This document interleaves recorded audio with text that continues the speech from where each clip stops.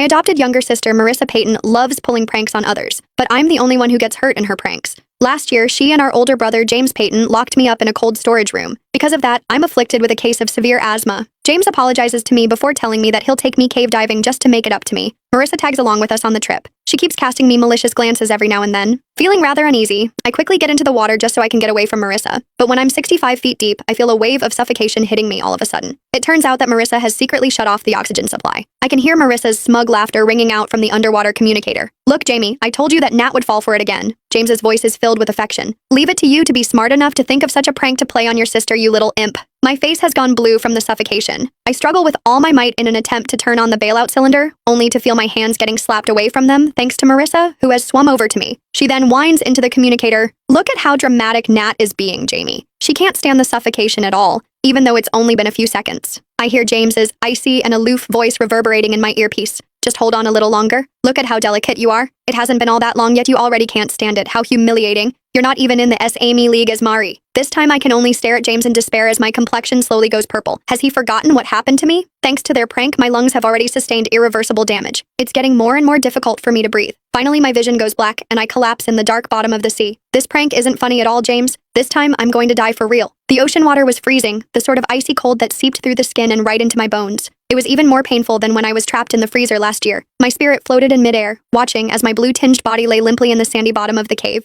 Marissa Payton, my adopted younger sister, swam over to me. Her swim fins stirred up a cloud of silt, which landed right on my face and covered it. Stretching out a leg, she kicked hard at my body. "Look, Jamie, Nat sure is going all out in her act this time. She isn't moving at all." Her delighted giggling came over the communicator, the sound filled with triumphant glee. The voice of James Payton, my older brother, swiftly came over the line, his tone coldly indifferent as he said impatiently, "Stop that, Natalie. It's enough to put on this show once. There's no need to keep pretending. Now hurry up and get up. Stop wasting everyone's time." I stared at James, my older brother by blood, as he held on tight to Marissa's hand. Clearly, he was worried about her getting swept away by the currents. He didn't even bother looking at me when he spoke, assuming that I was still throwing a tantrum at having my oxygen shut off. At that moment, our diving instructor, Jackson Morris, came over. Using the high-powered dive light he held, he shone it straight into my eyes. "Ms. Natalie, stop pretending. Your heart rate monitor already cut off earlier. Did you pull the sensor off yourself? With such outstanding acting skills, why don't you try your luck at winning an award?" Marissa's smile widened further. She's just trying to make Jamie feel sorry for her. After all, she's not as charming as I am. From where I was floating above their heads, I sorely wanted to scream at them that I wasn't putting on an act. I was truly dead. My lungs were already injured from when Marissa shut me in the freezer last year on April Fool's Day. She claimed she was just playing a prank on me. At the time, James stood beside her, glancing at his watch as he said,